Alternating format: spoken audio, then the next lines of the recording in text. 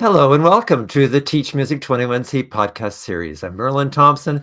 I'm the creator and founder of Teach Music 21C, a community of music teachers empowering music students as lifelong music makers. Not necessarily professional musicians, but recreational amateurs who make music for the value it brings to their lives. And I'm joined today by Renee Werenka. She's an entrepreneur. She's a former piano student, former piano teacher. She's the mother of 3 children. Renee, thanks so much for being with us today. Hi, I'm so happy to be here. Thanks for having me. Well, it's wonderful. And my style is we just jump right in and get right down to it. So with your, I would say, extensive background and from various fields you approach things, as an entrepreneur, as a mom, as a former student, as a former teacher, I'm looking to you for what kind of advice do you have for music teachers to be effective in today's music teaching environment?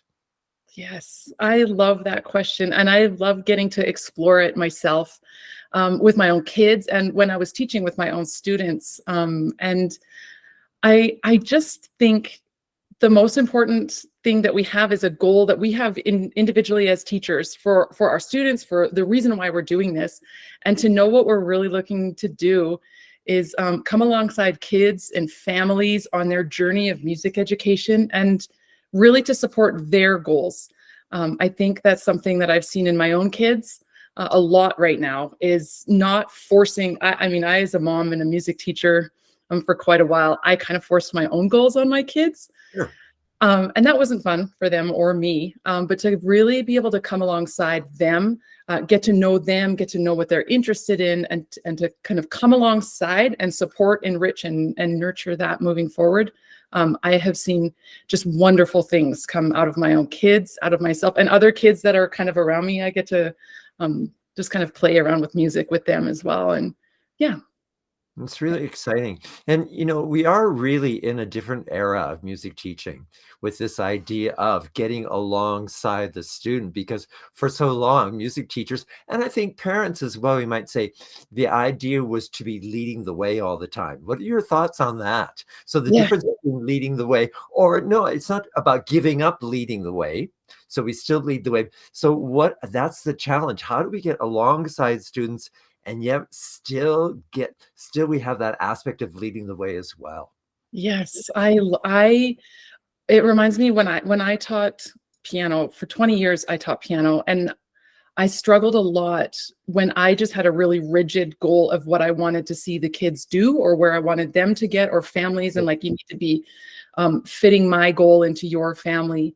And I just think now we lead the way in a lot of ways. I think for my own kids to see teachers successful with them has been when leading the way is more about just excellence in their craft. Right. That is something I think that us, like that music teachers in general, like, yes, absolutely, we're bringing out excellence in our craft and a genuine appreciation for music, all kinds of music everywhere, and an enjoyment of playing not only alone, but with each other and with others Right. in that. And I just really think that that is, I think I placed myself in a box as a music teacher for a long time of just like, do ABC with every student that comes in, every family that Right. comes in, just always go through that. And what I'm really seeing now, and lots of success, all 3 of my kids love music. They love playing music. They love playing music together. They ask me to play with them all the time. And it was just getting out of that ABC and just saying, hey, what do you like? What do you want to do? How can me as mom support you? And then to see teachers be able to come and do that and lead the way with their expertise of things, getting to the common goal of we want to raise kids who are loving music, like contributing to their environment and the atmospheres that they're in and things like that. And so, yeah. So you've touched on some really key points in the Teach Music 21C certification, this moving away from, so not giving up the idea that we are going to be leading the way, but adding on this other component, which is really getting to know our students, encouraging them to share things with us. For yourself, I'm curious, what was it like that in terms of the transition from what we might imagine what you first were doing as a teacher and maybe even as a parent? So what was it like in that transition time when you're kind of working through, okay, I'm going to give this a bit of a try. I'm not sure where we're going to end up, but we're going to give it a try. What was that like for you? Oh, it was messy. And for me, as a music student, I loved, and I still love a little bit of like small chunks, lots of repetition, excellence in playing. Oh, I really, really love that. And the transition with me as a parent with my kids was to let it be messy.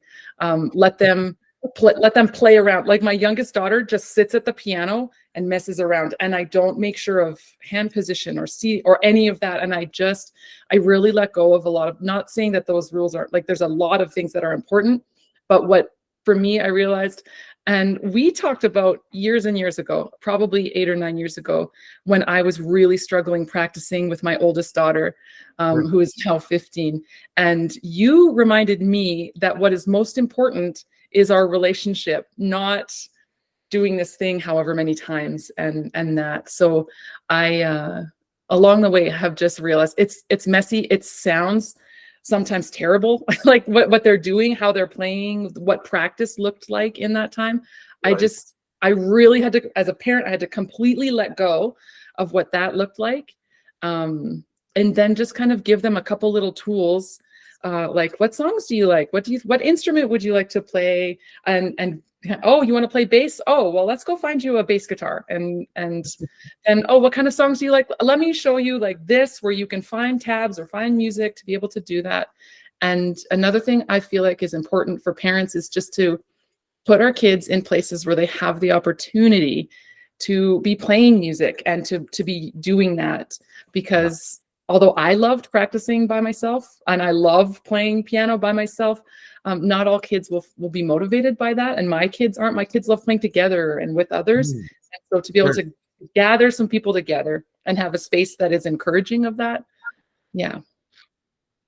Yeah. Yeah, so you touched on some really interesting points. In my book, More Than Music Lessons, I go through three things for parents to do.